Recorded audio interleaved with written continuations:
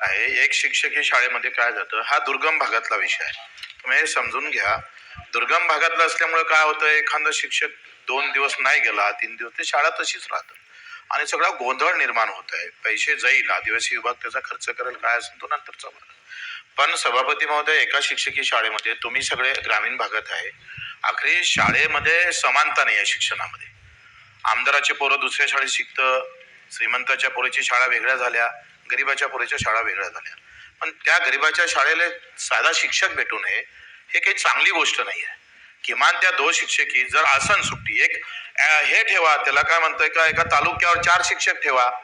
जिथं तो सुट्टीवर जात असेल तिथं तो लगेच गेला पाहिजे का नाही गेला पाहिजे. ज्या एक शिक्षकी शाळा आहे त्या 2 शिक्षकी कसा करता येईल, नाही करता येईल तर एक्स्ट्रा कोणी ठेवता येईल का तालुक्यावर, हा निर्णय घेतला पाहिजे साहेब. या ठिकाणी मी सांगू इच्छितो की ज्या ठिकाणी पटसंख्या 1 ते 60 आहे त्या ठिकाणी आपण 2 शिक्षक नियुक्त केलेले आहे. परंतु ज्या ठिकाणी पटसंख्या ही कमी झालेली आहे, एकदम कमी आहे, त्या ठिकाणी आपण त्या ठिकाणी एकच शिक्षक ठेवलेला आहे. तरी आपली चिंता बरोबर आहे बच्चू भाऊ. तर ह्या अनुषंगानं पुन्हा एकदा आपण माननीय मंत्री महोदयांच्या दालनात बैठक घेऊन या सर्व समावेशक याच्यावर काय आपल्याला मार्ग काढता येईल त्याच्यावर निश्चितपणे आपण बैठक करू. परंतु मी एक अजून सांगतो, आपण 3 वर्ग 4 वर्गासाठी एकच शिक्षक म्हणता, पण बच्चूभाऊ तुम्ही स्वतः ऍट ए टाइम किती नाहीचे वर्ग घेता?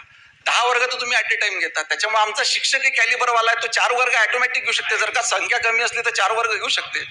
मला वाटतं आज सगळे प्रश्न एकानंतर एक शिक्षण विभागाचेच आहेत. सगळ्यांना बोलायला संधी मिळेल. आपण पुढे जाऊया. प्रश्न क्रमांक 2, 9111, किरण सरनाईक. प्रश्न क्रमांक 2, 9111. सर, वितरित केल्याप्रमाणे. धन्यवाद मान्य सभापती महोदय.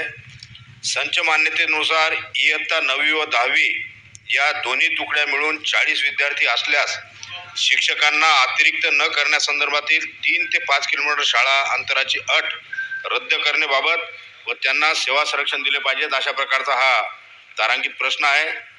आदरणीय सभापती महोदय, मान्य मंत्री महोदयांनी सांगितल्याप्रमाणे ज्या शाळेतील 9वी व 10वीतील विद्यार्थी 20 किंवा त्यापेक्षा अधिक आहेत तेथील शाळांना 1 वर्ष प्रोत्साहनपर सवलत दिलेली आहे व तेथील शिक्षक अतिरिक्त होणार नाही, यांना सेवा संरक्षण देण्यात येणार आहे. मात्र यामध्ये 3 ते 5 किलोमीटर परिसरात इतर शाळा असू नये अशी अट आहे. त्यामुळे हा फायदा फक्त ग्रामीण भागातील शाळांनाच मिळतो, शहरातील शाळांना याचा फायदा मिळत नाही. त्यामुळे माझा याबद्दल प्रश्न असा आहे की शाळांमध्ये 3 ते 5 किलोमीटर अंतर ही अट रद्द करून इयत्ता 9वी 10वीतील 20 किंवा त्यापेक्षा अधिक विद्यार्थी असल्यास तेथील शाळेत 3 शिक्षक असल्यास नियम सरसकट लागू करणार का? म्हणजे ज्या ठिकाणी हे किलोमीटरची अट काढून त्या ठिकाणी 20 शिक्षक असल्यावर ही कायमस्वरूपी सरसकट लागू करणार का? दुसरा प्रश्न असा आहे माझा सन्मान्य महोदय, मान्य सभापती महोदय, ज्या शाळेमध्ये इयत्ता 9वी 10वीला 20 किंवा त्यापेक्षा अधिक विद्यार्थी आहेत तेथे 3 शिक्षक अनुज्ञेय आहे. हा नियम 1 वर्षापुरतीच लागू केलेला आहे. परंतु पुढील वर्षी ही समस्या मोठ्या प्रमाणात निर्माण होणार आहे. दिवसेंदिवस विद्यार्थ्यांची संख्या कमी होत आहे. त्यामुळे 1 वर्षात हा प्रश्न सुटणार नाही. म्हणून विद्यार्थ्यांचे शैक्षणिक नुकसान होऊ नये तसेच मोठ्या प्रमाणात अतिरिक्त होऊ नये यासाठी माझा प्रश्न असा आहे की 15 मार्च 2024च्या संच मान्यता संदर्भातील शासन निर्णयात बदल करून 20 किंवा त्यापेक्षा अधिक विद्यार्थी असल्यास 9वी 10वी इयत्तासाठी 3 शिक्षक अनुज्ञेय असण्याचा नियम कायमस्वरूपी आपण लागू करणार का? मंत्री महोदय.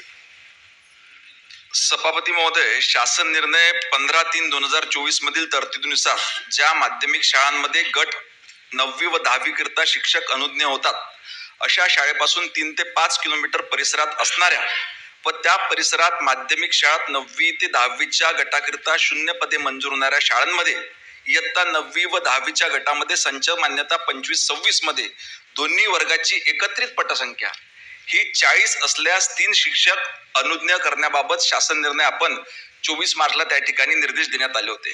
परंतु पुन्हा एकदा काही लोकप्रतिनिधींची मागणी त्या ठिकाणी आली, ग्रामीण भागातली परिस्थिती सांगण्यात आली की बाबा ग्रामीण भागामध्ये विद्यार्थी संख्या त्या ठिकाणी कमी असते, इतकी विद्यार्थी संख्या भरणं शक्य नाही, त्याच्यामुळे आपण त्याच्याकरिता अट शिथिल केली आणि ही सुविधा आपण ग्रामीण भागातल्या शाळांकरिता त्या ठिकाणी लागू केलेली आहे. आपलं म्हणणं आहे की किलोमीटरची अट ही शहरी भागात देखील रद्द केली पाहिजे. तर किलोमीटरची अट